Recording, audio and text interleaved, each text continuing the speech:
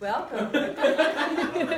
We are at Cal State Northridge for the Cal State Northridge chapter of NAfME, National Association for Music Education, President Evan Block. And I was asked to come in and discuss chamber music programs in junior high and high schools, in public schools. And so I'm Sandy Kipp-lles. I have taught flute for 40 years. I started teaching, I was very lucky to start when I was 15 years old. When I got into high school, my junior high school band director called me up and he said, I've been waiting for you to graduate, waiting for you to get into high school. Now I want you to be the teacher of all my students. And I said, I'm not qualified to do that. And he said, yes, you are. And it kind of changed my life. So I've been teaching for a very, very long time, and I've been on faculty at Cal State Northridge for, I think, 22 years. And as Evan knows, one of my big passions is chamber music. At any age, any level, because of the benefits that it brings. So what I have for you today, I'm going to give you a handout in a second, but Evan and I talked briefly about what to cover tonight, and he asked to mostly cover the logistics of organizing and teaching chamber music, not to cover values and benefits too much, assuming that that's all pretty obvious. But I couldn't completely ignore values and benefits. So I do start off, it's not annotated, it's just a list of some values and benefits, and a few that I think people don't think about, and that's the reason that I wanted to do it. There might be some values that you hadn't thought about. So what I'd like to do now is, I'm just gonna tell you the categories, and then if Evan, if you wouldn't mind giving everybody one of these. So the categories that we're gonna talk about tonight first are values and benefits. Second, organizing ensembles and teaching chamber music. 3, finding the chamber music, actually finding sheet music. 4, presenting concerts. Where do you present them? What are your options? What are some ideas you might not have thought about? Other ideas to consider. And lastly, some great articles for your consideration. I'd like to just point out that all the information that I compiled is a mixture of my ideas, things I've learned from my teachers, an interview that I did with a couple students of mine who do have chamber music programs in their schools, and they actually had some things I hadn't even thought about from a student's perspective, articles that I've read, research, so it's a mixture of all of that. I would say it's a compilation. So if you would first then look at the values and benefits. So as I mentioned here, I am mostly going to be emphasizing logistics, but we do have to just kind of go through some of these. And as I mentioned here, you guys probably know most of these. Since we are recording and they don't have a handout, I am going to just read the ones that are here. So being a musician at all, in any music program, in band, in orchestra, in marching band, in a vocal program, we all hear about all of the benefits. And some of those just basic benefits to any music program are the improvement to language and listening skills, math and reading skills, improved test scores, brain exercise, what it can do for self-esteem and self-confidence, a stress reliever, self-discipline, creativity, potential scholarships, and college acceptance, which I'll talk about in a second. And then, of course, there's a ton more. I'll just point out the thing about potential scholarships and college acceptance. You probably all know this, but I've had hundreds of private students, obviously, in my 40 years. Several of them, I'm pretty sure, just stuck with lessons until the end or the beginning of their senior year so that they would get a recommendation letter. So private teachers and band directors are often a great person to write a recommendation letter. And sometimes, even if you're not trying to be a music major, there are scholarships available, especially if you play oboe or bassoon or cello or viola at high school. You can sometimes get scholarships, so there's lots of benefits. But there are the additional benefits to chamber music program, and I have put them into 2 different categories of musical benefits and non-musical benefits. And again, quite a few of these were compiled from my interview with my student Jane. I'll just say Jane. Okay, first thing that she said, no one else is playing my part when I do the chamber music at school. No one else is doing my part, which is such a totally different experience. We're going to get to all the benefits of that in a second, but we're just going to kind of list these musical benefits. They can hear themselves.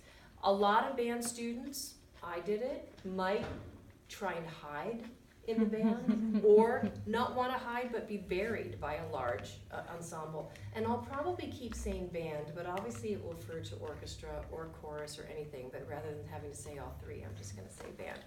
So the ability to be able to actually hear themselves, which will of course make them more accountable. Jane mentioned this one. In her band, the director tells them everything to do. Every musical idea, everything that needs to be improved. But in her chamber group, they are student-led, which I'm going to get to. They have to make those decisions themselves. She said it was a totally different experience and really good for them. Inspiration. Students will quite possibly be more inspired to practice and to improve, because everyone will know if they didn't. Again, they can't hide in a chamber group. If they're one on a part and they didn't practice their part, everyone's going to know. That can be a great inspiration. Confidence. They may have thought they could never do anything like this before. And if you give them the opportunity, they may be shocked and really build their confidence that they can do something like this. The sense that they matter. It may seem silly, but Jane mentioned she feels special when she's in a chamber ensemble. She's the only flute player. And she said, I feel like I matter. It feels like it really is something that I'm giving to the group. All skills potentially will strengthen. So every aspect of musical ability, and we're gonna, again, some of these are gonna be listed separately, but your technique, your intonation, your dynamics, your ability to conduct, every aspect of playing an instrument is gonna be improved by being in a chamber group. Students in a chamber group must listen as much as they are listened to. So I think that's a really good point. Private lessons. You may be teaching in a district where private lessons aren't really feasible or supported, but if you are, and hopefully you can be, students in chamber music might be more inspired to take private lessons, because the chamber music will highlight their strengths and their weaknesses. And again, they can't hide as much. And we all know that a private teacher who's an expert on that instrument can do a lot for a student on a one-to-one situation. Familiarity with other instruments. Jane said she had never actually heard the bass clarinet in their band ever. She didn't sit anywhere near the bass clarinet. She ended up in a quintet that had a bass clarinet in it. And she learned a lot about the instrument, and now she appreciates it. Thought that was interesting. Familiarity with other musical styles. It all depends on the repertoire you choose for your orchestra or your band, but it's quite possible that you'll be doing a lot of 20th century band repertoire, which means the students are not being exposed to Baroque style, classical style, romantic style. In chamber music, that is a great place to introduce them to that. The sense that they're not just recreating the works of composers, but truly being an artist themselves. I think that comes from having to make a lot of those decisions in the rehearsals. I think they really feel like they're making the music come to life more so than in a large ensemble. And then the concept of developing good rhythm and a steady beat. There's no conductor. Jane said the first time she was put into a chamber ensemble, she didn't understand that there wasn't going to be a conductor. So they went to play, and she said, well, who do I follow? You know, that kind of thing. So the whole ensemble really learned that concept of having to keep a steady beat and really have good rhythm. Non-musical benefits, it teaches responsibility throughout, but they have to come to rehearsals, and they have to be prepared. The opportunity to not just experience the idea of commitment, but actually exercise commitment, learning their part and being there. Potentially strengthening social skills. And I thought this was an interesting one that I read in an article. When you put people together based on their level, they may not be friends. And they maybe just they knew each other. But through the process of doing this, they might become friends. And even if they're not friends and they don't like each other, at least they'll become what I call colleagues by the end. They'll learn to work with each other. If you have a student that is super shy, maybe by the end of this, they've been brought out. They will have learned a whole new part of themselves. So I think that's social skills is important. Exercising the ability to receive and give constructive criticism. A lot of adults are not good at giving or receiving constructive criticism. So sometimes our high school students follow suit with us, but this is a really good place for them to do it, because you're not going to be saying, trumpet section, you're too loud. You're going to be saying, Joe, you're too loud. And individually, students will learn to be able to separate any kind of judgment from just constructive criticism. Students will feel, as Jane said, special and have pride and hopefully honor to be in it. All of this feeds are who we are. And lastly, you don't want to forget the benefit to the actual teacher, the music teacher. If your students become responsible, if they become better musicians, if they ended up with a better steady beat and good rhythm, if they learned how to get along with people that they didn't know before, you're going to benefit from this in your classes. Your band will become better just because of the skills they learned in chamber music. So that was kind of fast because that was the stuff we weren't going to really talk about. But let's talk about organizing ensembles and teaching the chamber music. When are you going to teach it, for example? So these are just ideas. When you get into a school, you're going to figure out what's going to work based on your schedule, based on what's allowed, based on what's happened before, based on the administration and what they think is a good idea. But if I was going to start a program, some of these are the ideas that I would hope to be able to do. The first one under fall semester, so in your fall semester when you first start, is to make it an honor to be able to do chamber music. I think it's really important, since you do have to be able to step up as a musician. You do have to work harder. It is going to be extra work. You want students that will embrace that. So I think if you make it an honor, I think it's a really good idea. Some of the things I wrote down here under that were, if it's an honor, it will encourage students hopefully to not only improve, to impress you that they'll be able to do this, but if you also make it that they have to have good grades, or they have to have good citizenship and be a good student in general, that will help all around. It will help the student all around. If everybody gets to do it, it becomes less special, obviously. And please, if there's any questions or comments at any point, just raise your hand.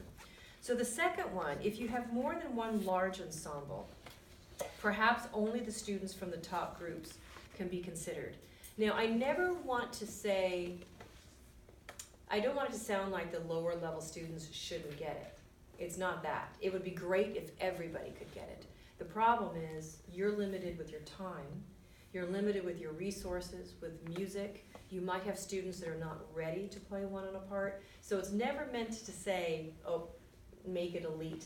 However, if you have more than one ensemble and you do have an elite ensemble, it is a nice way to encourage the students of the lower ensembles to try and get in there. Especially if, again, if you make it an honor, you make it fun, the students are going to want to be in that top group. At James School, it is the top group that mostly does the chamber music. And there's definitely some advantages to that. At the beginning of the school year, this is the C here, at the beginning of the school year, consider announcing your honors chamber program, or whatever you choose to call it. Let the students know that this is a program you're going to be offering, but that it's by invitation only.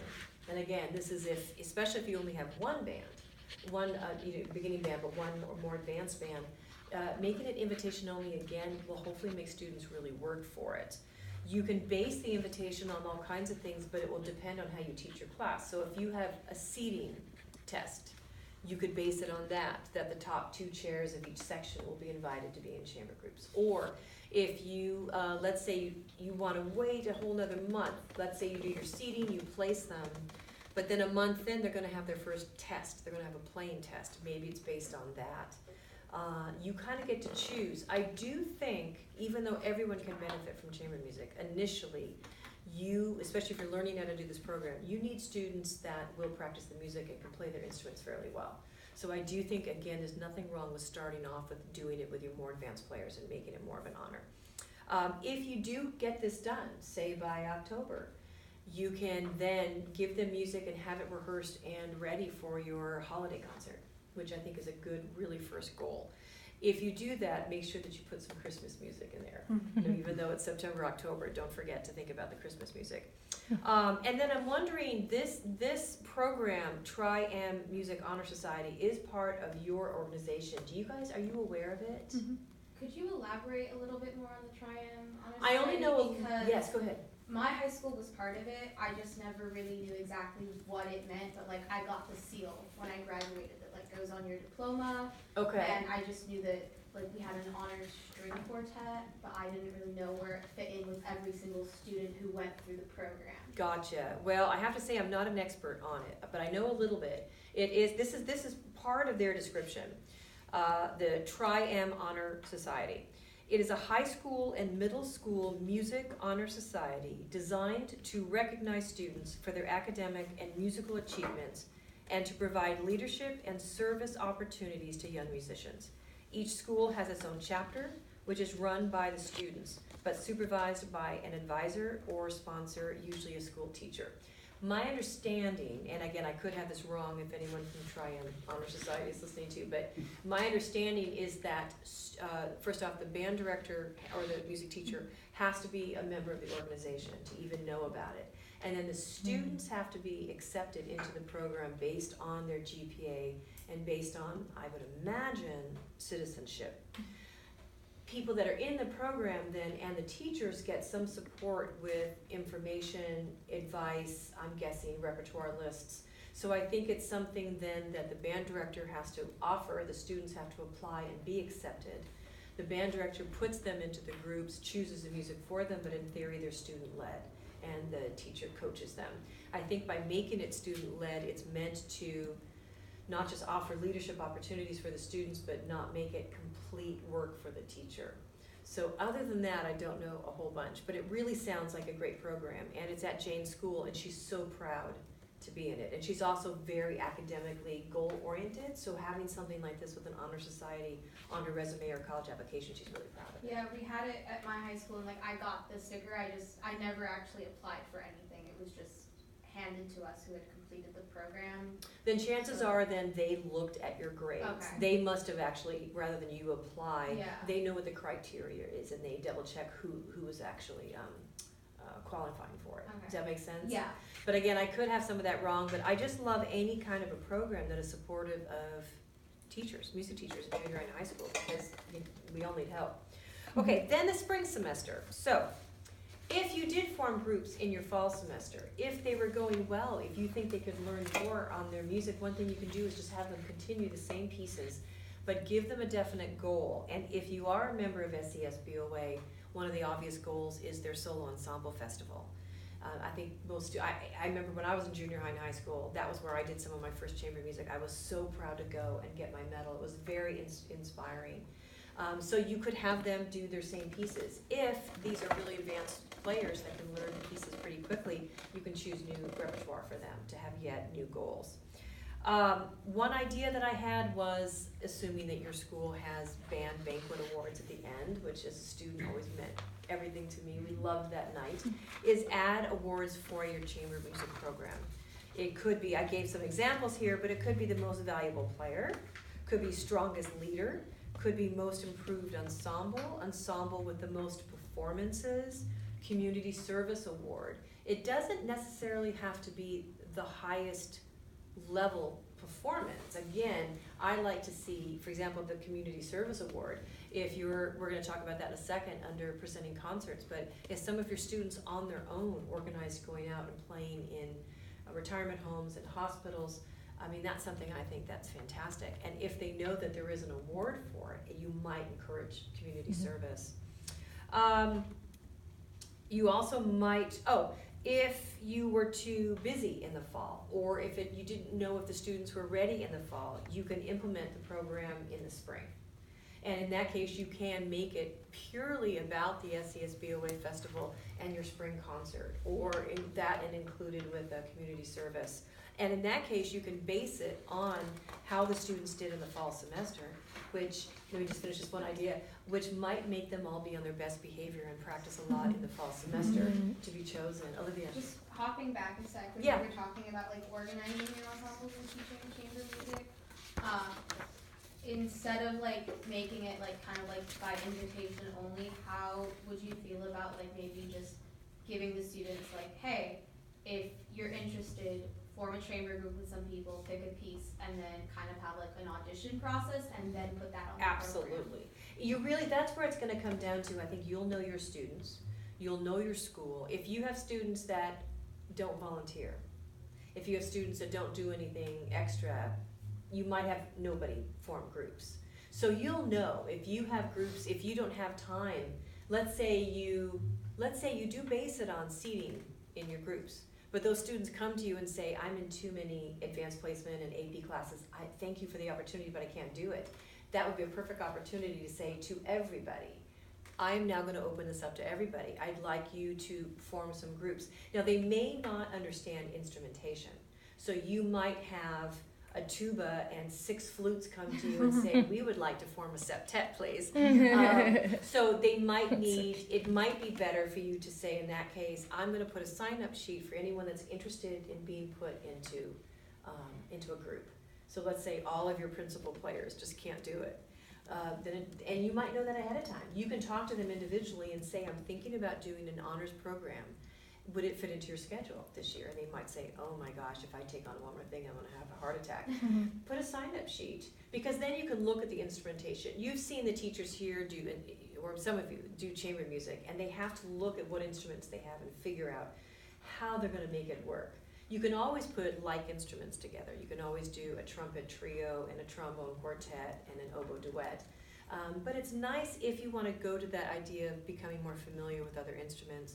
It's nice if you can put them with more unique instrumentations. And also if you're trying to get the students to work on social skills, maybe outside their section will help them meet more people.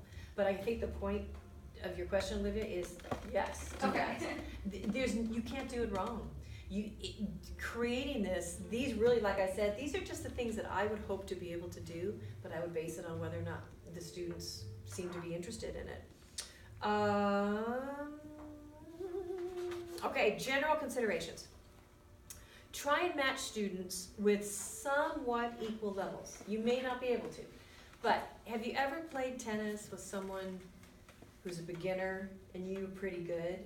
It could be very, very frustrating. So if you have one student that's working really hard and learning to play with a tuner and working with a metronome, and then you have a beginner that can't get their notes out yet, it might backfire on you, unfortunately. The beginner might become so discouraged, might feel put down, might feel like they're disappointing people and never want to play chamber music. And the more advanced player might say, well, if you're going to put me with beginners, I feel like their teacher, I never even get through 8 bars, I don't want to do it. So if it's feasible, put like levels together, because I think it's going to be much better. If you have students that are not terribly strong, but you think could really work for it, or maybe you're shy, start off with 2 on a part. Now we talked about in theory chamber music is 1 on a part, but there's no reason why you can't double it up for your purposes and for the betterment of the students. Put 2 students on a part. They'll help each other learn the part. Maybe if one gets every other note and the other student gets every other note, they'll figure out what it's supposed to sound like, they'll go home and put it together. And then also if one student has to miss a rehearsal, the part is covered. So ultimately, you don't want to do that, but it's a great way to get a program started if your students seem to be a little reluctant. This is a silly thing, but I, years ago, used to do a fall chamber music workshop with my students. And the way I set it up was I picked those who were interested, signed up in spring. I put them into groups. I gave them the music. They practiced their music on their own all summer long. And then there was one day at my house that we did the workshop. And I could have 1, 2, 3, 4 ensembles rehearse at a time. We had 2 sessions during the day. And at the end of the day, they all played for each other. And we had lunch together. And one of the things I had them do was name their ensemble, which seems so silly, but they would love it. They would get so excited about it. So it's, again, a way for the students to kind of own their ensemble and be a little creative. And it isn't just, Jillian's flute trio. It's theirs. They get to own it. So some of the silly names that I mentioned, you can base it on the school or the mascot or anything. So it could be Hoover Clarinet Trio. It could be the Eagles Quintet. And I listed some of the names that my students had used. My favorite here is Hugh and the Golden Girls. Those who remember my student Hugh Goldman, he died at almost 90. So the last time he did the fall chamber music workshop, I think he was about 80. And I always put him with girls, and he just loved them, and they had a ball, and so it was Hugh and the Golden Girls. Mm-hmm. But we also have here the Gold Trio, the Almost Okay Quintet, the Forget Me Not Ensemble, the Weekend Duo. That was a group that they went to 2 different schools. They could only get together every other week on a weekend, so they called themselves the Weekend Duo. The Coffee Trio, that was 3 adults that drank more coffee than played. But little things like this are little tricks to, again, make it fun. We mentioned this a couple times, but the next thing is, if possible, make the students be the leaders. Choose a leader for each group.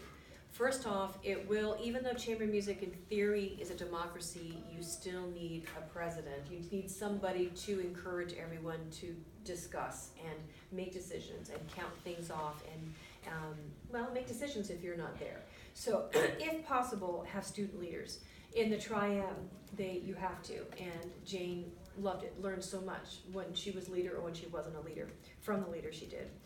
This idea of having a student leader will help with responsibility. Make them responsible, if possible, to be in charge of organizing when the rehearsals are and what's going to happen. Give them as much responsibility as possible.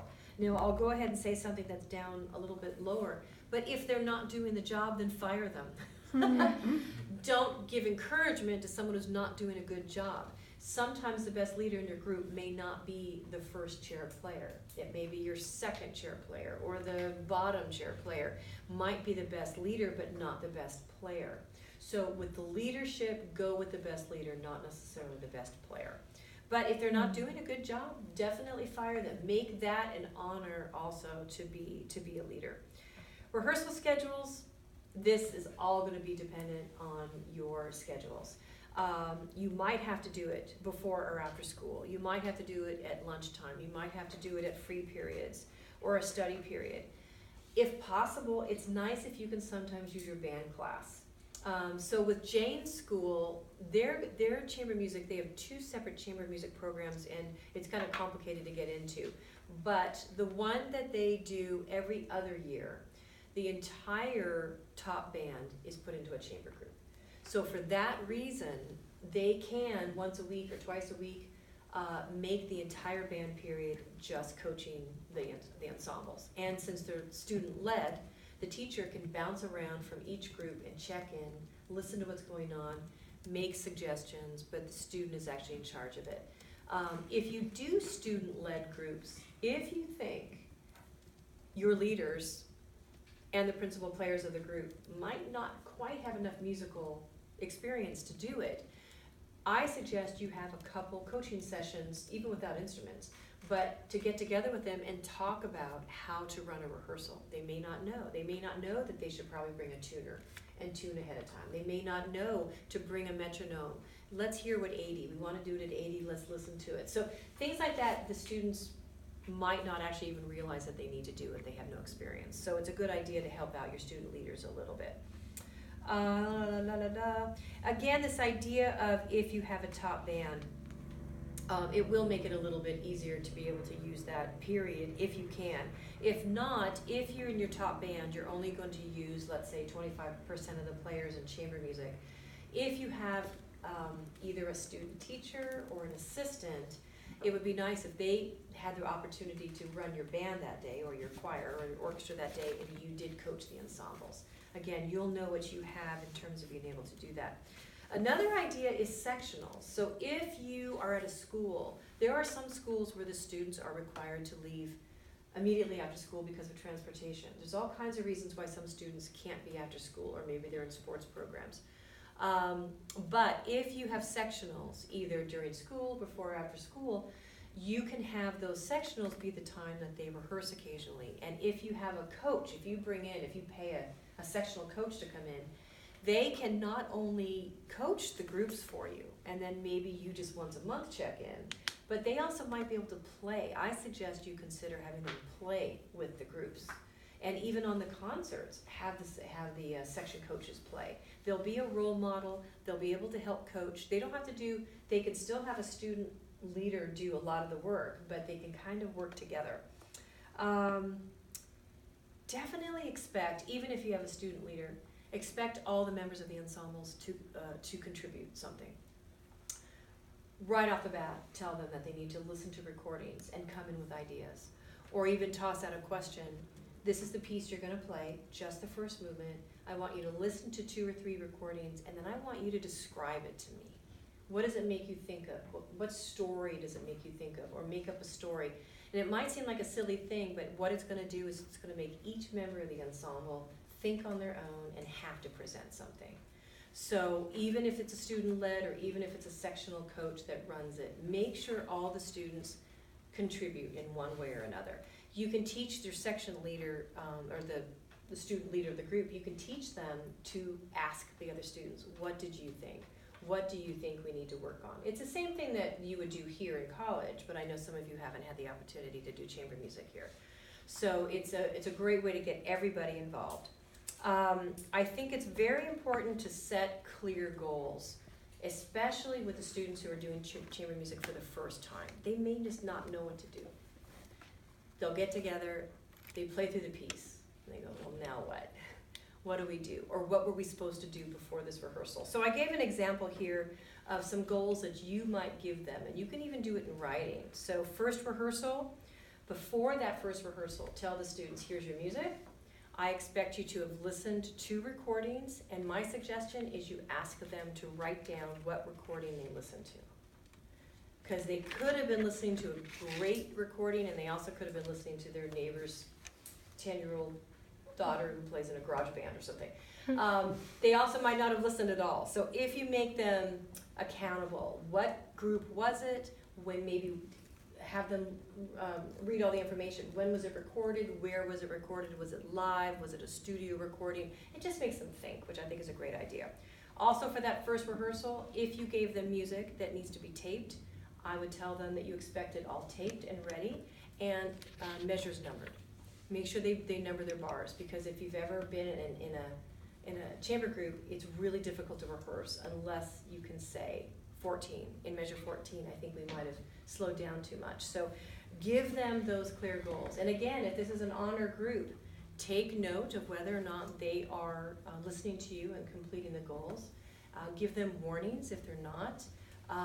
Make it an honor. And don't be afraid to kick a kid out. I know this sounds terrible, but if you're going to have standards, you do have to be able to uphold them. So if you have a student that's missing rehearsals, doesn't do what you say, and doesn't learn the part, I would pull them from the group and say, I can't wait to put you back in. And I think it's going to be really good for you, but I don't think you're ready for the group right now. I think I need to see more responsibility, and I look forward to inviting you back. You can always put it in a positive light, but it's a great learning experience.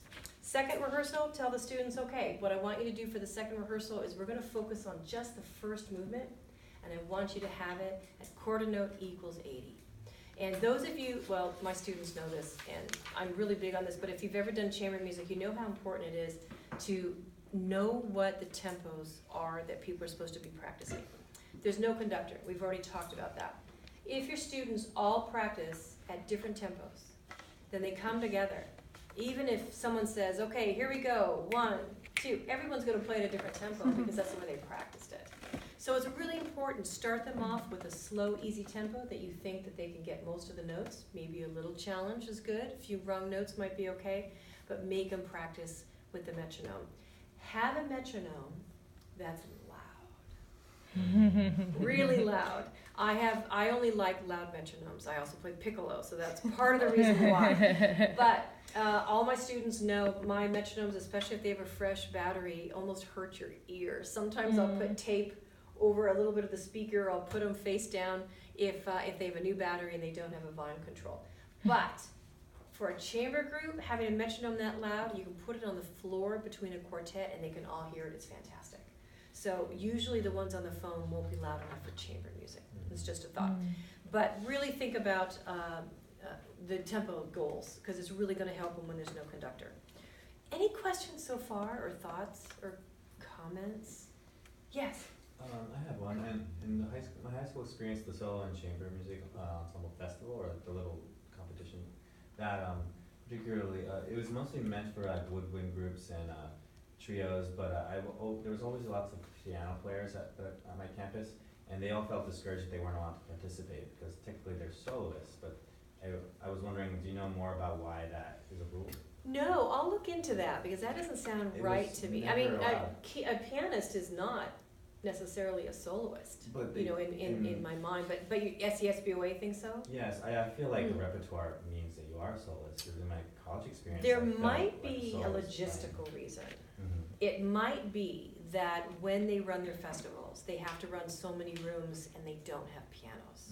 So I'm going to guess, because I don't think there's anybody on earth that would say a piano instrument is only a solo instrument. You know what I mean? No, I mean, I was barred from that competition to play as a soloist, but they're like, you may accompany a group, and I'm like, okay. But Oh, you couldn't even do it as a soloist. That's what I mostly Yeah. do. Of course, Let I me was look allowed to into that. accompany, Yeah. say, like viola and violin or cello, Yeah. violin trio, but as a piano soloist, I'm gonna barred. guess they didn't have the instrument. Okay. I'm really gonna guess that.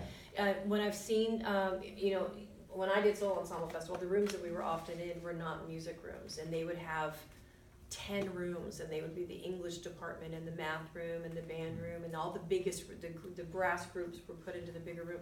But we were often in rooms with no piano. I could be completely wrong, so I'll look into that, but I'm guessing there's a logistical reason. Yeah, it just seemed confusing to me. Yeah, no, absolutely. Well, and it's discouraging that you didn't get that opportunity. Yeah, because and other colleagues at this time also wanted to do it, and nobody was allowed to. They had to be paired up with groups that they would accompany. Right. Let's look into that and see if there's a good reason. And keep in mind the power of writing a very nice, encouraging letter, stating that if that is in fact. You never want to say, I have a complaint, I can't believe you did this to me, and I lost out with an opportunity. They're going to file that in a drawer or shred it. If you say, I have always respected and appreciate your organization and the opportunities that you give students through your honor bands and through your chamber and solo ensemble festivals has been fantastic. I wonder if the topic has ever been discussed of pianists. As a pianist, I really want to participate. I wasn't able to.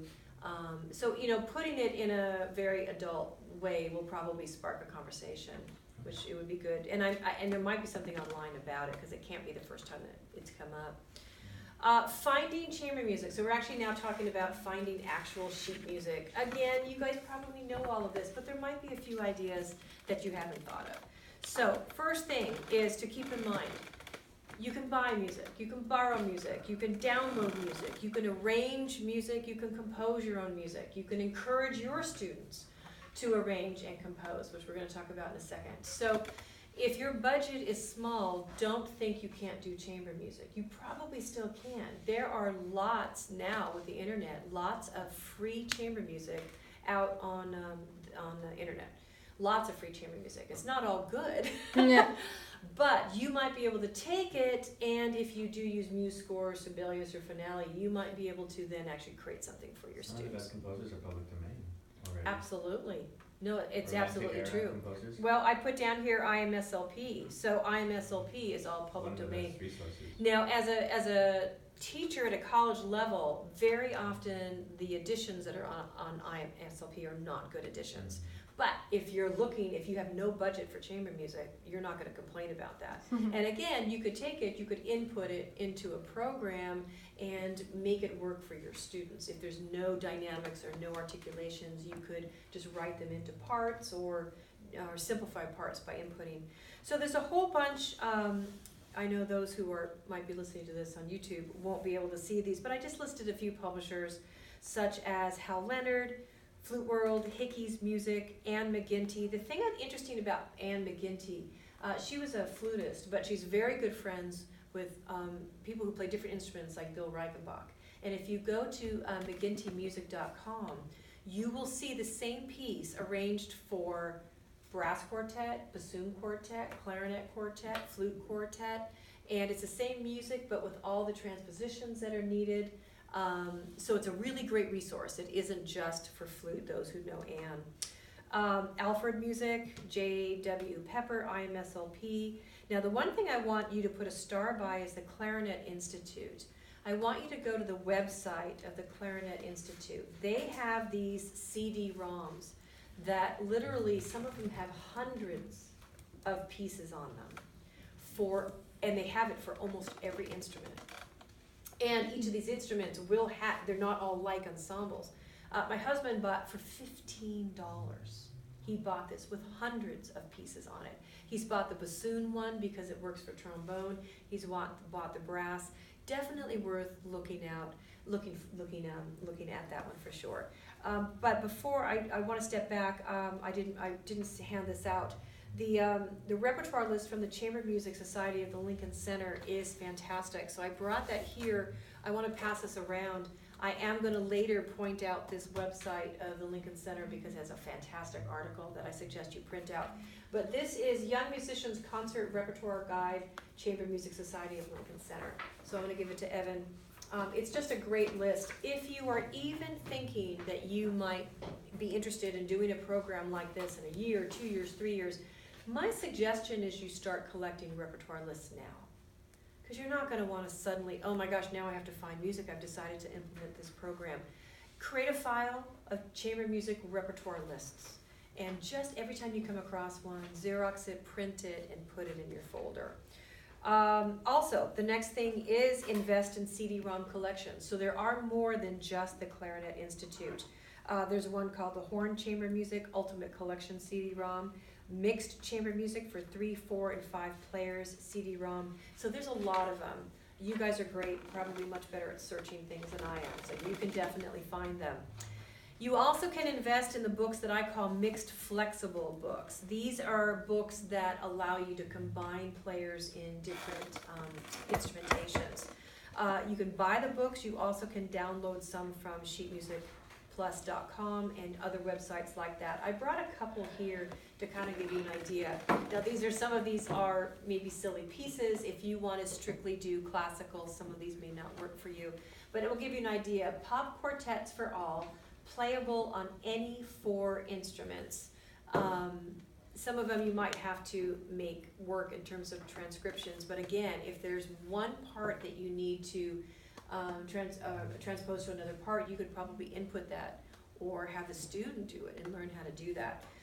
Pop duets for all, any 2 instruments.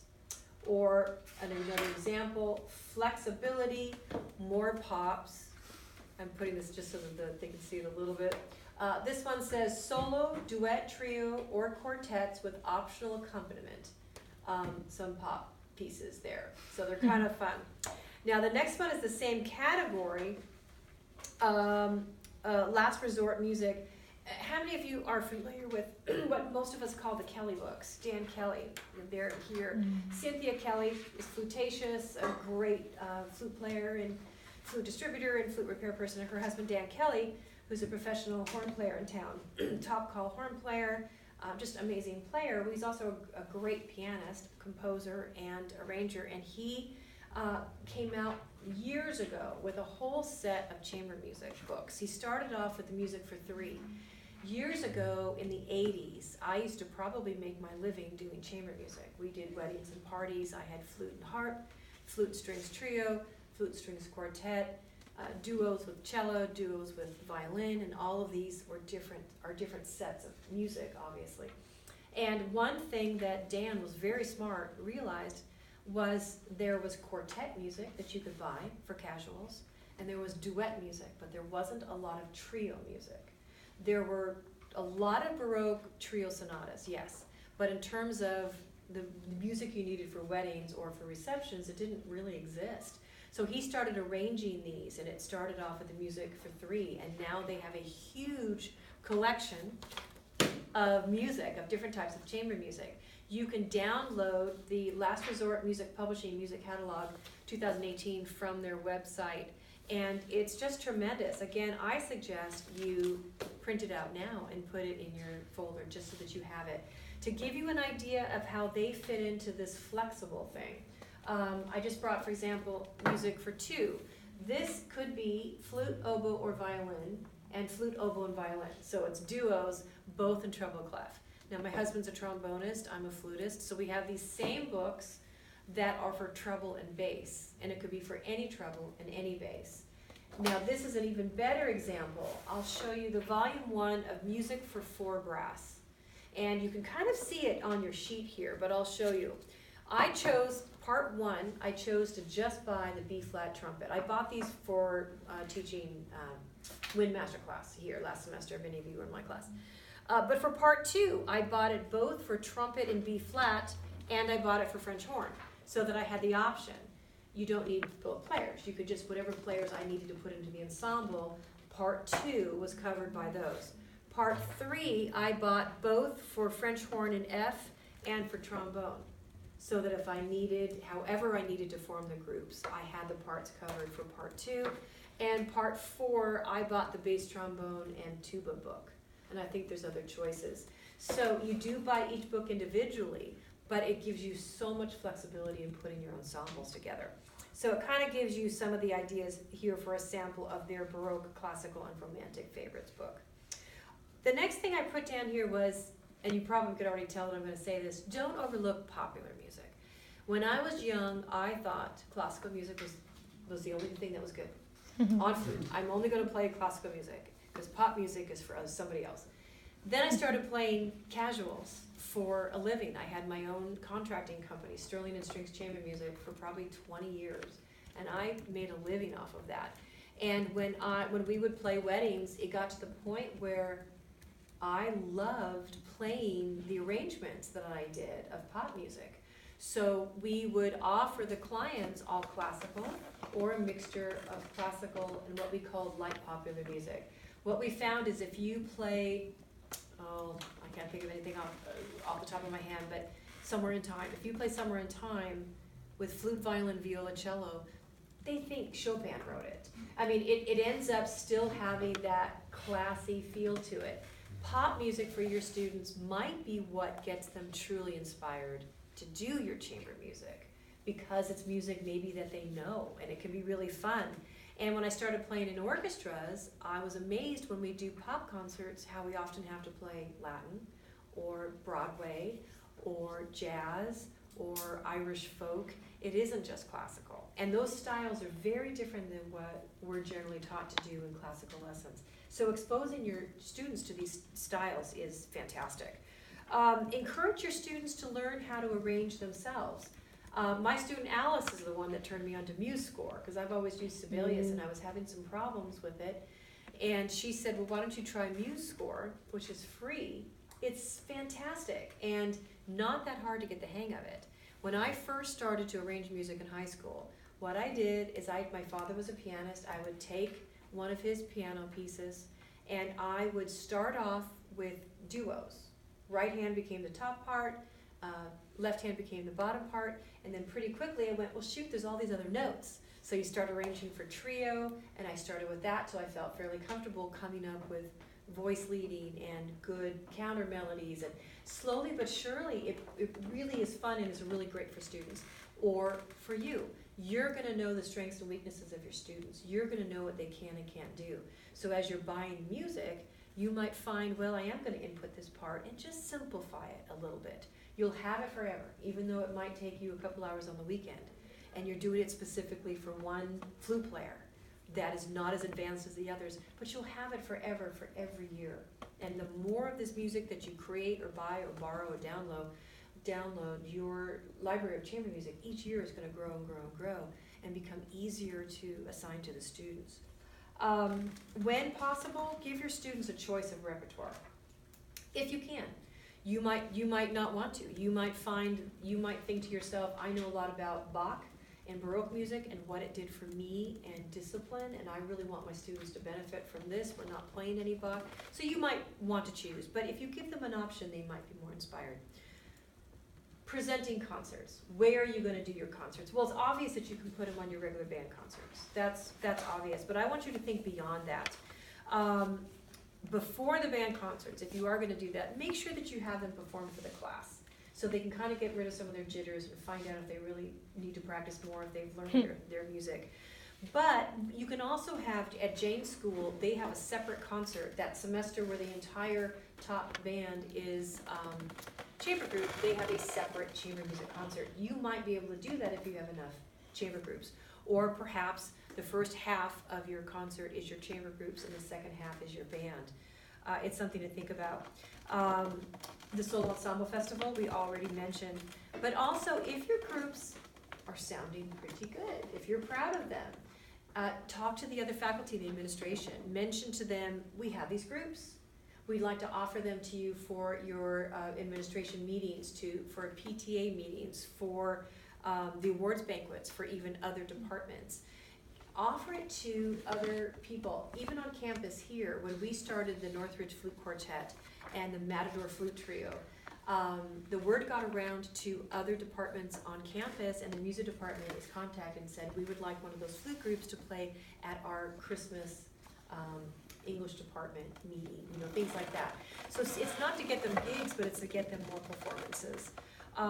Perform outside of school. We've talked about libraries, retirement homes, hospitals, which might work for community service if there's a requirement at your school, but it's really good for the students to get in the habit of doing that. Maybe it's something that they'll continue to do over winter break or in the summer. Maybe they get that bug of how wonderful it feels to go into a retirement home and perform. Local symphonies. Long Beach Symphony, before each of their classical concerts, has a student group play in the lobby. And everyone come and they sit, they drink wine, and they listen to the student group. It's a wonderful opportunity. I believe that the Thousand Oaks, the TO Philharmonic, also does this. They used to, but that's more in the area. If you're in this area, find out, offer your group up to be able to do that. Talk to the parents. The parents might have play ideas that you hadn't thought of, either their church, their work, maybe they teach at other schools, maybe they can come up with anything.